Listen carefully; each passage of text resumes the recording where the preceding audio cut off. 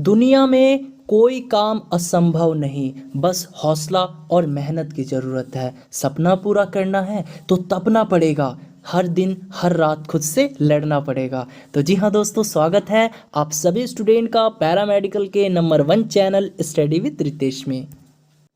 तो दोस्तों, आज की क्लास बहुत ज़्यादा इम्पोर्टेंट होने वाली है, क्योंकि आज की क्लास में हम लोग बिहार पैरामेडिकल 2019 का प्रीवियस पेपर करेंगे। सब्जेक्ट्स फिजिक्स, यानी फिजिक्स से पूछे गए 2019 में जितने भी क्वेश्चन हैं उन सभी क्वेश्चनों को मैंने आज की इस वीडियो में कवर किया है। तो चलिए दोस्तों, आज की क्लास को स्टार्ट करते हैं। तो क्लास को स्टार्ट करने से पहले एक छोटी सी रिक्वेस्ट है, यदि आप लोग इस चैनल पर नए हो, पहली बार हो, तो इस चैनल को सब्सक्राइब कर लो और बेल आइकन को हिट कर लो। चलिए स्टूडेंट, पहला क्वेश्चन है, एक कार जो 40 किलोमीटर प्रति घंटा की चाल से चल रही है, ब्रेक लगाने के पश्चात 2 मीटर पर रुक जाती है। यदि कार का वेग 80 किलोमीटर प्रति घंटा हो तो वह ब्रेक लगाने के पश्चात कितनी दूरी चलकर रुकेगी। अब देखिए दोस्तों, ये जो क्वेश्चन है मोशन चैप्टर से है। तो यदि आप लोगों ने मोशन पढ़ा होगा, मोशन के 3 इक्वेशन आप जानते होंगे, तो ये क्वेश्चन आप लोग बना लीजिएगा, ठीक है। तो देखिए, जो कार है वो 40 किलोमीटर प्रति घंटा की चाल से चल रही है और बाद में ब्रेक लगाने का काम किया जा रहा है। तो जब भी क्वेश्चन में बोल दिया जाए कि ब्रेक लग रहा है कार में या गाड़ी में, तो वहाँ से फाइनल वेलोसिटी 0 हो जाता है ना, और वहाँ रिटार्डेशन होने लगता है, मंदन उत्पन्न होने लगती है। तो यहाँ क्वेश्चन में है कि कार जो 40 किलोमीटर प्रति घंटा की चाल से चल रही है, तो कार का जो प्रारंभिक वेग है, जो इनिशियल वेलोसिटी है, वो कितना है? वो है 40 किलोमीटर प्रति घंटा, ठीक है। देखिए, ये किलोमीटर प्रति घंटा है, इसको मीटर पर सेकंड में बदलना होगा, क्योंकि ऑप्शन में मीटर मीटर मीटर करके दिया हुआ है। तो किलोमीटर प्रति घंटा को मीटर पर सेकंड में बदलने के लिए हम लोग क्या करते हैं? गुना में 5/18 करते हैं, ठीक है। तो जब इतना कीजिएगा तो इसको काटिएगा, 2 के पार से ही 9 बार में चला जाएगा और ये 20 बार में चला जाएगा, यानी यहाँ से कितना आ जाएगा आपका? 100/9 मीटर पर सेकेंड, ठीक है। ये आ गया आपका प्रारंभिक मान, प्रारंभिक जो प्रारंभिक मान है कार का, है ना। प्रारंभिक गति जो है, इनिशियल वेलोसिटी है, वो 100/9 मीटर पर सेकेंड है। अब इसके बाद ब्रेक लगा दिया जाता है, तो यहाँ से फाइनल वेलोसिटी 0 हो जाता है, और इसके बाद ब्रेक लगाने के पश्चात 2 मीटर पर गाड़ी रुक जाती है, यानी s बराबर क्या दिया है? 2 मीटर दे रखा है आपको, ठीक है। तो देखिए, तो u दिया हुआ है, v दिया हुआ है, s दिया हुआ है, तो आपको a निकालना होगा बच्चों। a कैसे निकालिएगा? ए निकालना होगा, यानी एक्सलरेशन निकालना होगा आपको, ठीक है। तो इसके लिए गति का एक तीसरा समीकरण होता है, क्या होता है? v स्क्वायर बराबर u स्क्वायर माइनस 2as। अब यहाँ पर होता तो प्लस में है, लेकिन यहाँ पे माइनस मैंने इसलिए दिया, क्यों? क्योंकि गाड़ी में ब्रेक लगाया जाता है, ब्रेक लगाया जाता है तो फाइनल वेलोसिटी तो 0 हो ही जाता है, साथ में मंदन भी होता है। तो मंदन की स्थिति में ए जो है उसको हम लोग निगेटिव ले लेते हैं, तो इसीलिए मैंने इस पूरे को डायरेक्ट निगेटिव कर दिया, यानी v स्क्वायर बराबर u स्क्वायर माइनस 2as। तो यहाँ से बच्चों आप लोग a निकाल लीजिए। देखिए, v कितना है? 0 है, ठीक है। u कितना है बच्चों? u था 100/9, तो मैं यहाँ पे 100/9 का होल स्क्वायर करूँगा, ठीक है। और माइनस में 2, a जो कि हमको निकालना है, s कितना दे रखा है बच्चों? s दे रखा है 2 मीटर, ठीक है। तो यहाँ से देखिए, तो मैं इसको ऐसे लिख सकता हूँ, 100/9 गुने में 100/9, और फिर बराबर में ये हो जाएगा 4a हो जाएगा। तो यहाँ से काटिए तो 25 चौके 100 हो जाएगा। तो यहाँ से देखिए, तो a बराबर कितना आ गया? 25 गुने 100 2500, और बटा में 9 गुने 9 यानी 81। तो इसको मैं ऐसे लिख सकता हूँ। अब देखिए, 2500 किसका स्क्वायर होता है? 50 का स्क्वायर होता है, 50 का स्क्वायर होता है ना, और ये 81 किस संख्या का स्क्वायर है? 9 का। तो मैं 50/9 का होल स्क्वायर यानी दोनों कर सकता हूँ, ऑफकोर्स कर सकता हूँ, यानी a बराबर कितना आ गया आपका? 50/9 और इस सब का होल स्क्वायर आ गया। इतना तो मैं कर लिया। अब देखिए, मुझे a भी मिल चुका है, ठीक है। अब क्या करना है? अब बोल रहा है कि तो वो ब्रेक, अब देखिए, यहाँ से यहाँ तक हम लोगों ने क्वेश्चन को पढ़ा था, ठीक है। यहाँ से यहाँ तक हम लोगों ने पढ़ा था और इतना सॉल्व किया हम लोगों ने। इसके बाद बोल रहा है, यदि कार का वेग 80 किलोमीटर प्रति घंटा हो। अब बोल रहा है कि इसका जो वेग है वो 80 किलोमीटर प्रति घंटा है ना। और फिर उसके बाद देखिए, यदि कार का वेग 80 किलोमीटर प्रति घंटा हो तो ब्रेक लगाने के पश्चात वो कितनी दूरी चलकर रुकेगी। यानी देखिए, 80 किलोमीटर प्रति घंटा जब हो जाता है तो उस कंडीशन में भी ब्रेक लगाया जाता है ना। ब्रेक लगाया जाता है तो यहाँ से भी फाइनल वेलोसिटी क्या हो जाएगा, 0 हो जाएगा। तब आपसे एस जो है पूछा है। तो अब एक बात बताइए मुझे, ये यू कितना है, 80 किलोमीटर प्रति घंटा दे रखा है, इसको भी आप लोग मीटर पर सेकेंड में बदलिएगा ना। हाँ जी, तो इसको भी आप लोग बदल लीजिए। यानी देखिए 80 है और किलोमीटर प्रति घंटा को मीटर पर सेकंड में बदलना है, तो गुने में 5/18 कीजिएगा। तो यहाँ से भी इसको काटिएगा, ये 2 के पार से 9 बार में चला जाएगा और ये 40 बार में। यानी यहाँ से यू कितना आ जाएगा आपका 200/9, 200/9 आ जाएगा।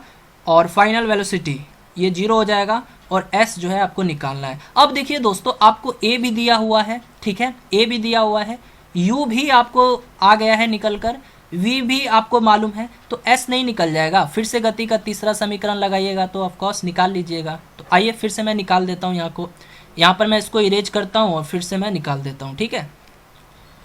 तो चलिए मैंने इसको इरेज कर दिया है। अब देखिए क्या क्या दिया हुआ है, ए दिया हुआ है, यू दिया हुआ है, वी दिया हुआ है, एस निकालना है, ठीक है। तो फिर से गति का हम लोग तीसरा ही समीकरण लगाएंगे, वी स्क्वायर बराबर में you square minus 2as। We कितना है, 0 है, ठीक है। यू कितना है बच्चों, यू आपका आया 200/9 और इस पूरे का स्क्वायर आया है, और -2 एक कितना है, ये है 50/9 इस पूरे का स्क्वायर है, और एस जो कि निकालना है। तो बताइए, तो ये 200/9 का होल स्क्वायर है, तो मैं इसको ऐसे लिख सकता हूँ 200/9 गुने में 200/9। अब ये माइनस है, ये बराबर में जाएगा तो ये माइनस हट जाएगा, यानी बीच में ये माइनस है ना, तो माइनस का सिंबल हटाना है तो आप बराबर में कर दीजिए। तो यहाँ से मैं 2 गुने, अब 50/9 का होल स्क्वायर है, तो मैं यहाँ से 50/9 गुने में 50/9 कर सकता हूँ इसको भी, और गुने में एस, ठीक है। तो अब देखिए 9 से 9 कैंसिल, 9 से 9 कैंसिल, ठीक है। इसी तरह से 50 चौके 200, फिर ये भी 50 चौके 200, ठीक है। और फिर ये 2 दूनी 4, तो क्या बचा, एस बराबर क्या आया, 4 दूनी 8, यानी 8 मीटर। तो आपके इस क्वेश्चन का आंसर क्या हो जाएगा बच्चों, 8 मीटर, यानी option number A is the correct answer, ठीक है। बच्चों अगर समझने में दिक्कत हुआ होगा तो आप लोग इस वीडियो को फिर से देख लीजिए, आप लोगों को समझ में। चलिए स्टूडेंट्स, अगला क्वेश्चन है, एक 4 kg और एक 1 kg द्रव्यमान की गतिज ऊर्जा समान है, तो इनके संवेगों का अनुपात क्या है। तो बच्चों गतिज ऊर्जा यानी काइनेटिक एनर्जी और संवेग यानी मोमेंटम, इनके बीच का रिलेशन क्या होता है, यानी एक फॉर्मूला होता है बच्चों, आपको याद रखना होगा, kinetic energy is equal to P square upon में 2m, है ना। यानी गतिज ऊर्जा और संवेग के बीच में क्या रिलेशन होता है, तो काइनेटिक एनर्जी बराबर हो जाता है पी स्क्वायर अपॉन में 2m। ये के क्या है, काइनेटिक एनर्जी है, पी क्या है, संवेग है, एम क्या है, मास है ना, द्रव्यमान है। तो अब यहाँ से 2 स्थिति होगा, क्यों, क्योंकि 2 वस्तु है, एक वस्तु का द्रव्यमान 4 kg दे रखा है और दूसरी वस्तु का द्रव्यमान 1 kg दे रखा है, इसलिए यहाँ से 2 स्थिति हो जाएगा, 2 कंडीशन हो जाएगा। तो यहाँ से लिखना है फर्स्ट कंडीशन। तो फर्स्ट कंडीशन में ये जो के ई बराबर होगा काइनेटिक एनर्जी, ये बराबर हो जाएगा P1 का होल स्क्वायर। देखिए होता तो पी स्क्वायर है, लेकिन यहाँ पे 2 वस्तु है, तो पहली वस्तु के लिए जो हम लोग मोमेंटम मानते हैं, संवेग मानते हैं, उसको P1 मान लेते हैं, और इस फिर P1 का स्क्वायर करना होगा क्योंकि P का स्क्वायर है। तो P1 का स्क्वायर अपॉन में 2, और M कितना दे रखा है, पहली वस्तु का 4 kg दे रखा है, तो गुने में 4 कर देंगे। तो यहाँ से P1 का होल स्क्वायर अपॉन में कितना आ जाएगा, 8 आ जाएगा। इसको समीकरण 1 मान लीजिएगा, ठीक है। अब यहाँ से सेकेंड कंडीशन यानी दूसरी वस्तु के लिए क्या स्थिति होगी, तो यहाँ पर भी ये जो के ई काइनेटिक एनर्जी है ये बराबर हो जाएगा, अब यहाँ पे P2 हो जाएगा, तो P2 का होल स्क्वायर अपॉन में 2, M कितना है दूसरी वस्तु का M 1 kg दे रखा है ना, दूसरी वस्तु का मास जो है 1 kg दे रखा है, तो यहाँ पे 2 गुने 1 कर लेंगे, ठीक है। तो यहाँ से कितना आ जाएगा, ये आ जाएगा बच्चों P2 का होल स्क्वायर अपॉन में 2, ठीक है। तो इसको हम लोग बच्चों समीकरण 2 मान लेंगे। अब करना कुछ नहीं है, समीकरण 1 और समीकरण 2 को बराबर कर दीजिए, यानी P1 का होल स्क्वायर अपॉन में 8, ये बराबर हो जाएगा P2 के होल स्क्वायर के बटा में 2, यानी इतने को अब आप लोग को सॉल्व कर देना है।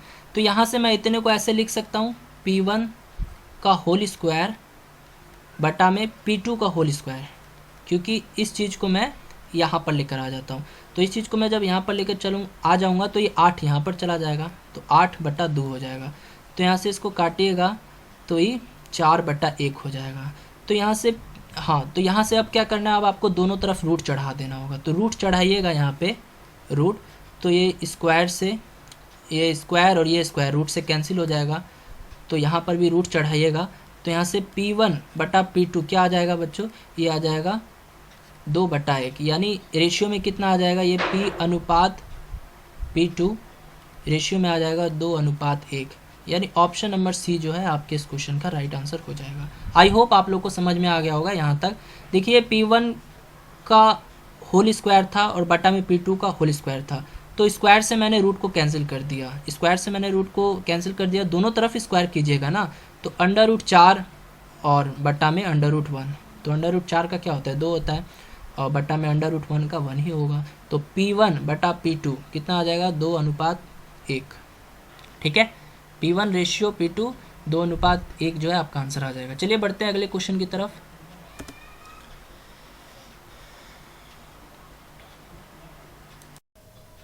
चलिए स्टूडेंट, अगला क्वेश्चन है, पारे के थर्मामीटर से किस ताप तक नाप सकना संभव है। यानी जो पारा का थर्मामीटर होता है उससे हम लोग कितना डिग्री सेल्सियस तक के टेम्परेचर को मेजर कर सकते हैं। 260 degree Celsius, -100 degree Celsius, 340 degree Celsius या फिर 500 डिग्री सेल्सियस। तो हर एक स्टूडेंट जवाब देंगे। हाँ जी, हर एक स्टूडेंट जवाब देंगे। तो वेरी गुड, यदि आप लोग जवाब दे रहे हैं ऑप्शन सी, देन आप लोगों का आंसर सही है। तो बच्चों याद रखना है कि पारे का जो थर्मामीटर है उससे हम लोग -37 डिग्री सेल्सियस से 356 डिग्री सेल्सियस तक के टेम्परेचर को मेजर कर सकते हैं, ठीक है। तो यहाँ देखिए मैक्सिमम क्या है, ऑप्शन में मैक्सिमम कितना है, तो मैक्सिमम 340 डिग्री सेल्सियस है, तो यही आंसर हो जाएगा, है ना। मैक्सिमम क्या है 340 डिग्री सेल्सियस है, जो कि 356 से थोड़ा करीबी भी है, तो हमारा आंसर ऑप्शन नंबर सी हो जाएगा। चलिए दोस्तों, अगला क्वेश्चन आ जाता है, दो ध्वनि तरंगों के बीच कालांतर 60 डिग्री सेल्सियस है, तो इनका पथांतर होगा। बहुत ही वीवीआई क्वेश्चन है गाइस, और ये क्वेश्चन आपके पैरामेडिकल के एग्जाम में 2 से 3 बार रिपीट हो चुका है। आप लोग स्टार लगा लीजिए इस क्वेश्चन पे, ठीक है। तो दो ध्वनि तरंगों के बीच कालांतर जो है ये 60 डिग्री सेल्सियस है, तो इनका पथांतर क्या होगा। तो जब भी क्वेश्चन कालांतर और पथांतर आ जाए, जब भी क्वेश्चन में कालांतर और पथांतर ये दोनों दे दे, तो इसका एक फॉर्मूला होता है, कालांतर बराबर होता है दोस्तों 2π अपॉन में लेमडा, फिर गुने में पथांतर, ये फॉर्मूला होता है। तो बच्चों यहाँ पे कालांतर जो है वो दे रखा है 60 डिग्री सेल्सियस है, यानी यहाँ से मैं बोल सकता हूँ ठीठा 60 डिग्री दे रखा है। अब 60 डिग्री को हम लोग पाई के फॉर्म में कैसे लिखते हैं, तो इसको लिखते हैं π/3। क्यों, क्योंकि देखिए पाई का वैल्यू क्या होता है 180 होता है, तो 180 में भाग दीजिएगा 3 से, तो 60 डिग्री ही आएगा ना, समझ में आ रहा है। तो थीटा बराबर 60 डिग्री दे रखा है, तो 60 डिग्री को हम लोग π/3 भी लिखते हैं, तो यहाँ से π/3 हो जाएगा, और इज इक्वल टू में 2π और अपॉन में लेमडा और गुने में पथांतर, जो कि निकालना है, ठीक है। तो अब एक काम कीजिए, पाई से पाई कैंसिल कर दीजिए, ठीक है, पाई से पाई कैंसिल कर दीजिए। तो यहाँ से देखिए, तो लेमडा बटा 3 दूनी 6, तो लेमडा बटा 6 ये आपका आ जाएगा बच्चों पथांतर। जब आप लोग इतने को सॉल्व कीजिएगा तो ये जो लेमडा देख पा रहे हो ये क्रॉस मल्टीप्लाई हो जाएगा, यानी लेमडा इधर चला जाएगा और ये 2 इधर आ जाएगा, तो 3 में 2 से गुना कीजिएगा 6, तो लेमडा बटा 6 कहाँ है, यानी ये ऑप्शन नंबर डी जो है आपके इस क्वेश्चन का राइट आंसर हो जाएगा, ठीक है। समझ में आया ना, समझ में आ रहा है बच्चों। ये सब प्रीवियस पेपर के क्वेश्चन है, आप लोग इसको कंप्लीट कर लीजिएगा। चलिए बढ़ते हैं अगले क्वेश्चन की तरफ। तो चलिए स्टूडेंट, क्वेश्चन है, एक सरल आवर्त गतिक दौलित्र की स्थितिज ऊर्जा कितनी होगी जब वह अपने अत्यंत बिंदु से आधे रास्ते पर होगा। देखिए बहुत ही सिंपल क्वेश्चन है, और ये क्वेश्चन आपके एसएचएम टॉपिक से है, यानी सिंपल हार्मोनिक मोशन टॉपिक से है। यदि आप लोगों ने पढ़ा होगा तो आप लोगों को अच्छे से समझ में आ जाएगा। तो चलिए हम लोग इस क्वेश्चन को सॉल्व करते हैं। तो चलिए स्टूडेंट ध्यान दीजिएगा, यहाँ पर बोल ये रहा है कि एक सरल आवर्त गतिक दौलित्र की स्थितिज ऊर्जा कितनी होगी। तो इस केस में जो स्थितिज ऊर्जा है जिसको पोटेंशियल एनर्जी कहते हैं बच्चों, ये बराबर हो जाता है किसके, पोटेंशियल एनर्जी बराबर हाफ के इंटू में ए स्क्वायर। ठीक है, यहाँ पर पी ई क्या है, ये टोटल एनर्जी है एसएचएम का, के क्या है स्प्रिंग कांस्टेंट है, ए क्या है एम्पलीट्यूड है जिसको आयाम कहते हैं। ठीक है, तो यहाँ से पी ई बराबर हो जाएगा हाफ इंटू में के। अब देखिए तो ये के बराबर होता है एम इंटू में omega square, omega square M into में ओमेगा स्क्वायर होता है। जब आप लोगों ने एस एच एम का टॉपिक पढ़ा होगा, ठीक है, सिंपल हार्मोनिक मोशन ये टॉपिक पढ़ा होगा आप लोगों ने, तो आपको मालूम होगा कि के इस केस में बराबर हो जाता है एम इंटू ओमेगा स्क्वायर के। ठीक है, तो यहाँ से मैं लिख सकता हूँ एम इंटू में ओमेगा स्क्वायर और इंटू में ए स्क्वायर। ठीक है, यहाँ तक तो समझ में आ गया। अब जब हम लोग P को फिर से लिखेंगे तो पी ई बराबर हो जाएगा हाफ, और इतने की जगह मैं क्या बोला था K लिखना है आपको, तो K लिख दीजिए फिर से। अब यहाँ पर A जो है ना ये बराबर हो जाएगा x के, याद रखना A बराबर हो जाएगा x के। तो यहाँ से मैं बच्चों बोल सकता हूँ, यहाँ से मैं इसको लिख सकता हूँ एक्स स्क्वायर। जब मैं बोला आपको कि a यहाँ पे बराबर हो जाता है x के, तो मैं यहाँ पे x का स्क्वायर कर दूंगा। x क्या है, x यहाँ डिस्टेंस है फ्रॉम द मीन पॉइंट। बोला है ना कि जब वह अपने अत्यंत बिंदु से आधी दूरी पर है, तो x मैंने क्या माना है, डिस्टेंस है ये, है ना। x क्या है, डिस्टेंस है फ्रॉम द मीन पॉइंट। तो यहाँ से फिर से मैं पोटेंशियल एनर्जी बराबर कर दूंगा हाफ इंटू में k। अब देखिए तो x का स्क्वायर है, तो यहाँ पर मैं a/2 का होल स्क्वायर कर सकता हूँ, ऑफकोर्स कर सकता हूँ, क्योंकि देखिए क्वेश्चन में बोला है कि जब वह अपने अत्यंत बिंदु से आधे रास्ते पर है, तो यहाँ पर मुझे आधा करना होगा ना, आधा करना होगा। अब देखिए x बराबर मैं क्या बोला था आपको, a भी मान सकते हो या a बराबर x भी मान सकते हो, तो यहाँ पर मैं a/2 कर दूंगा। x की जगह मैं a/2 कर सकता हूँ क्योंकि आधे रास्ते पर बोला है, तो इसीलिए मैंने a/2 कर दिया, और स्क्वायर था x पे, इसीलिए मैंने इस पूरे पे स्क्वायर चढ़ा दिया। ठीक है, तो अब यहाँ से देखिए हाफ इंटू में k और फिर ये a स्क्वायर अपॉन में 4 हो जाएगा। ठीक है, इतना तो समझ गए आप लोग, इतने को सॉल्व कीजिएगा तो इतना आएगा। अब देखिए तो बच्चों इतने को हम लोग क्या लिख सकते हैं, इतने को हाफ इंटू में k इंटू में a स्क्वायर क्या लिख सकते हैं, इतने को E माना है ना हम लोगों ने, पोटेंशियल एनर्जी इतने को E माना है। तो बताइए क्या आ गया आंसर, E/4। तो आप ही बताइए कि यहाँ से आंसर क्या आया है, यानी ऑप्शन नंबर डी आया है कि तो एक सरल आवर्त गतिक दौलित्र की स्थिति ऊर्जा क्या होगी, तो E/4 होगी, यानी ऑप्शन नंबर डी जो है आपके इस क्वेश्चन का राइट आंसर हो जाएगा। अगर समझने में दिक्कत हुआ होगा तो आप लोग एक बार फिर से देख लीजिएगा, कॉन्सेप्ट क्लियर हो जाएगा। ठीक है, तो चलिए स्टूडेंट अगला क्वेश्चन है, किसी द्विध्रुव के लिए वैद्युत क्षेत्र E तथा दूरी r इस प्रकार से संबंधित है। यानी किसी भी द्विध्रुव के लिए विद्युत क्षेत्र जो है ये E, ये r के साथ कैसा संबंध रखेगा, यानी ये E ये इन्वर्सली प्रोपोर्शनल होगा 1/r के, या फिर E इन्वर्सली प्रोपोर्शनल होगा 1/r² के, या फिर ये E इन्वर्सली प्रोपोर्शनल होगा 1/r³ के, या फिर ये E इन्वर्सली प्रोपोर्शनल होगा 1/r⁴ के। यही तो पूछा है।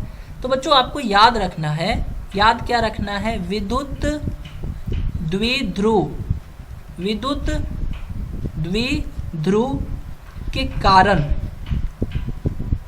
विद्युत द्विध्रुव के कारण विद्युत क्षेत्र जो है ये बराबर हो जाता है, यानी यही ये जो कैपिटल E है ये बराबर होता है 1/4 पाई एप्सिलॉन नॉट इंटू में 2p अपॉन में r⁴। तो आप ही बताइए ये जो विद्युत द्विध्रुव के कारण विद्युत क्षेत्र है ये कैपिटल E है ना, ये कैपिटल E ये r के साथ कैसा रिलेशन बनाया, तो ये E जो है इन्वर्सली प्रोपोर्शनल हो जाएगा 1/r⁴ के। ठीक है, इंग्लिश में कैसे बोलेंगे, electric field due to dipole, है ना। तो यहाँ पर ये जो कैपिटल E है ये r के साथ कैसा रिलेशन बनाएगा, तो E इन्वर्सली प्रोपोर्शनल हो जाएगा 1/r⁴ के। तो ऑप्शन नंबर सी जो है आपके इस क्वेश्चन का राइट आंसर हो जाएगा। चलिए बढ़ते हैं अगले क्वेश्चन की तरफ। चलिए दोस्तों अगला क्वेश्चन है, किसकी तरंग दैर्घ्य सबसे लंबी है, किसका वेवलेंथ सबसे लॉन्गेस्ट होगा, एक्स किरणें, वाई किरणें, माइक्रो तरंगे या रेडियो तरंगे? जल्दी से बता दीजिए किसकी तरंग दैर्घ्य सबसे लंबी होगी। तो वेरी गुड, यदि आप लोग जवाब दे रहे हैं ऑप्शन डी, देन आप लोगों का आंसर सही है ना। तो दिए गए विकल्पों में से रेडियो तरंग की लंबाई सबसे लंबी होती है। अगर मैं आपसे पूछूं किस रंग की तरंग दैर्घ्य सबसे ज़्यादा होती है, किस रंग की तरंग दैर्घ्य सबसे ज़्यादा होती है, किस रंग की तरंग दैर्घ्य यानी जिसको वेवलेंथ बोलते हैं, बताइए जल्दी से, किस रंग की तरंग दैर्घ्य सबसे ज़्यादा होती है? तो वेरी गुड, कौन सा रंग है? रेड है, लाल जिसको बोलते हैं, है ना। और अगर मैं आपसे पूछूं कि किस रंग की तरंग दैर्घ्य सबसे कम है, किस रंग की तरंग दैर्घ्य सबसे कम है, तो जी हाँ दोस्तों, सबसे कम किसका हो जाएगा? बैगनी का हो जाएगा, ठीक है, बैगनी। चलिए बढ़ते हैं अगले क्वेश्चन की तरफ। तो अगला क्वेश्चन आ जाता है दोस्तों, हाँ, तो चलिए स्टूडेंट, क्वेश्चन है F1 और F2 फोकस दूरियों के दो पतले लेंस अक्षीय रूप से जुड़े हुए हैं, इस युग्म की शक्ति यानी पावर होगी। तो बच्चों पावर बराबर क्या होता है आप लोगों को मालूम है? पावर बराबर क्या लिखते हो आप लोग? तो पावर बराबर में 1/, फोकल लेंथ लिखते हो आप लोग, लिखते हो ना। तो बच्चों यहाँ से ये आपको इस युग्म की शक्ति यानी पावर होगी, यही पूछा है। तो पावर बराबर क्या होता है? 1/, फोकल लेंथ होता है, शक्ति बराबर में 1/, फोकस दूरी होता है। तो अब यहाँ पर ये जो फोकस दूरी है किसकी होगी? तो F1 और F2 है ना, दोनों की होगी ना, यानी दोनों लेंस की फोकस दूरी होगी। तो यहाँ से लिख दीजिए युग्म लेंस की फोकस दूरी, युग्म लेंस की फोकस दूरी, ठीक है। तो बच्चों अब क्या करना पड़ेगा आपको? अब आपको पहले युग्म लेंस की फोकस दूरी निकालना होगा। देखिए अभी मैंने बताया था इस युग्म की शक्ति यानी पावर क्या होगी, तो पावर बराबर में होता है 1/f होता है। तो पावर बराबर में 1/f क्या है? फोकस दूरी है। तो यहाँ पे फोकस दूरी जो होगी F1 और F2 ये दोनों लेंस की फोकस दूरी होगी ना, तो युग्म लेंस की फोकस दूरी। उसके देखिए सबसे पहले आपको युग्म लेंस की फोकस दूरी निकालना होगा, उसके बाद ही जो है आप पावर निकाल पाओगे। तो युग्म लेंस की फोकस दूरी है कैसे निकालोगे? तो एक फॉर्मूला होता है 1/f अपॉन में। अब देखिए पहला लेंस का जो फोकस दूरी है वो कितना दे रखा है? F1 दे रखा है, तो 1/f1 कर देंगे। फिर प्लस में दूसरे लेंस की फोकस दूरी कितना दे रखा है? F2 दे रखा है, तो यहाँ से 1/f2 कर देंगे। तो यहाँ से आप फोकस दूरी निकाल सकते हैं। तो 1/f बराबर में हो जाएगा, आप एलसीएम लीजिए तो F1 इंटू F2, तो यहाँ से F1 प्लस F2 ये इतना आ जाएगा। अब इसको पलट दीजिएगा तो यहाँ से फाइनली F आपका आ जाएगा, कितना आ जाएगा ये? F1 इंटू F2 अपॉन में F1 प्लस F2 इतना आ जाएगा फोकस दूरी। तो बस बन गया। तो पावर बराबर में 1/, युग्म लेंस की फोकस दूरी कितना निकाले आप लोग? F1 इंटू में F2, और ये ऊपर चला जाएगा, ऊपर चला जाएगा यानी गुना में इसको हम लोग लिख सकते हैं F1 प्लस F2, कर सकते हैं ना। तो कितना आ जाएगा? F1 प्लस F2 अपॉन में F1 इंटू F2, ठीक है। तो यहाँ से ये आंसर हो जाएगा। तो ठीक है बच्चों, ये आपका आंसर हो जाएगा इस क्वेश्चन का, ठीक है। यहाँ पे ऑप्शन नहीं दे पाया था मैं, ठीक है। तो दोस्तों ये थे 2019 का पेपर का सॉल्यूशन, यानी फिजिक्स में 2019 से जितने भी क्वेश्चंस पूछे गए थे मैंने आज की इस वीडियो में कंप्लीट कर दिया है। यदि आप लोगों को वीडियो अच्छी लगी हो तो वीडियो को लाइक दे दीजिएगा और फीडबैक भी ज़रूर दीजिएगा। यदि आपको आज के ऐसे क्वेश्चन समझ में आए